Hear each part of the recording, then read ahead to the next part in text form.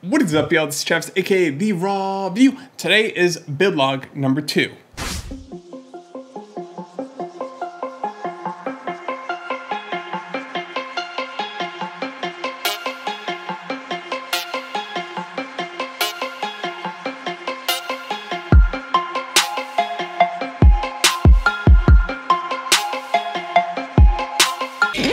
So I am super disappointed in myself right now.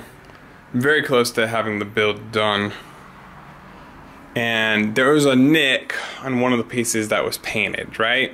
And so it wasn't a big nick. I was like, you know what, I'll touch it up, just touch it up with like a little Q-tip and a brush and the same paint.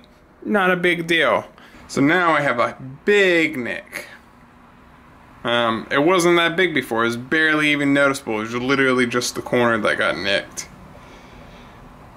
And now it's a huge hole on the heatsink. Since I tried to touch it up, it just reacted poorly with the paint that was already on it.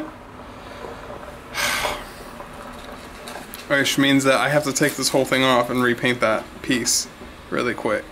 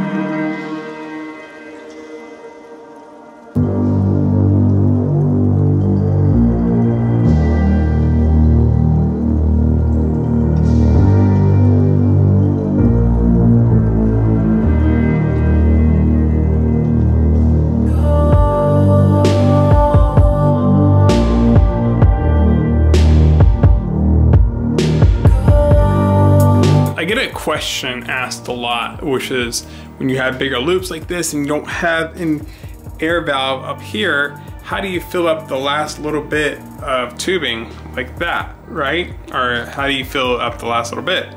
And this is what I do, or this is one way you can do it. This way works really well for me. All I do is put water in here, right? And you know what, just to show y'all, I can fill this all the way up too. I really want to, even though I'm only trying to fill up that much. See the valve? So I have a valve there, so I want to flip that valve. And then I'm going to take my hand and force air on top, pushing the water down, causing the air in the reservoir to come up. And I overfill it intentionally so I can do this.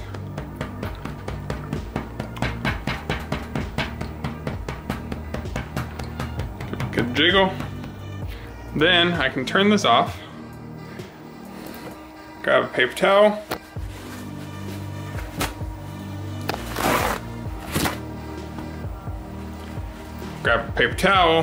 the only hole up here where the water wants to flow is this first hole right here, so you just put that paper towel there.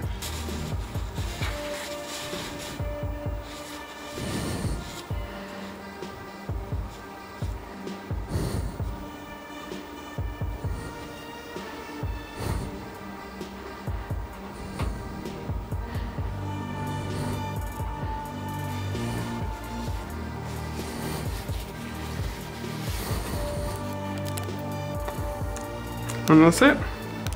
Something else I highly suggest people do when they're water cooling a computer is go to Walmart and buy a big bin like that. Why? Look how much water is in this bin. Do you see that? That is from me just rinsing off parts before I put them in there, because we want to make sure there's no, debris that gets in. And that's also me draining these 2 loops, you know, several different times now. So while the computer is leak testing, we're going to head into the office and we're going to talk about the parts that I used in this computer, because we didn't talk about that in build log number 1, which doesn't make any sense. So we're going to go over the hardware, the water cooling components, and pretty much anything else you want to know about the build, how I painted, where I got the acrylic from, everything. Let's go. So the parts we decided to go with was the Asus Prime Deluxe motherboard. We have the 7900X from Intel, which is an i9 processor. It is blazing fast. I can't wait to overclock it, see what we're able to get up to. On top of that, we are not putting 32 gigs of RAM. We're not putting 64. We're putting 128 gigs of DDR4 RGB G-Skill 3200 megahertz RAM in that computer, which is going to be awesome. It's going to be blazing fast. It's going to be crazy. Basically, this computer is over the top. This computer is going to be able to handle anything. On top of that, we're going to throw in not 1, but 2 1080 Ti's, because why not? So we were debating on putting in a third 1080 Ti.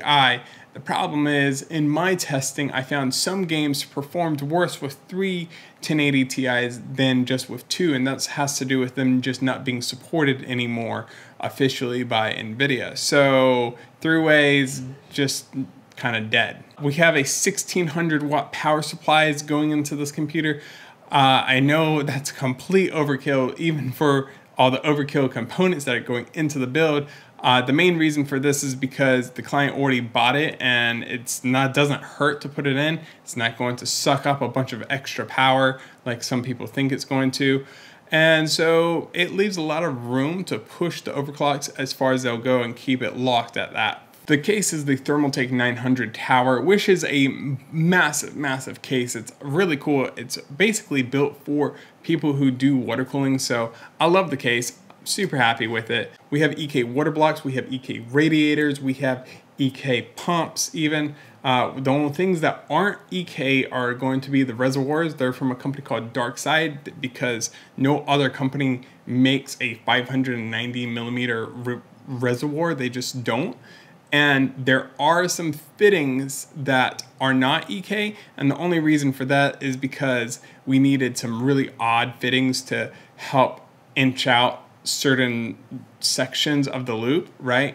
So for example, in some sections of the loop, I needed a 7.5 millimeter fitting, which I think only 2 companies make that size fitting. So kind of give you an idea of what I was dealing with. And we have 3 terabytes of SSDs going in, 2 that are going to be SATA, and then we have an M.2 that's on the motherboard underneath the heatsink. Now, I didn't actually film the M.2 before putting it in. I don't think I did.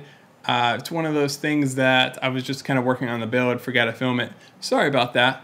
So the computer's pretty much done leak testing. Now I'm going to be running the cables in build log 3, unveil like all the custom artwork, which is going to be awesome. And we're going to put the build together, and then the final video will be the unveiling of the computer. I am super excited. So that's pretty much it for this video. Make sure you guys like the channel, like the video, share the video. That's my biggest thing, is share this with someone who doesn't know this channel exists, and I will see you guys in the next one. Peace.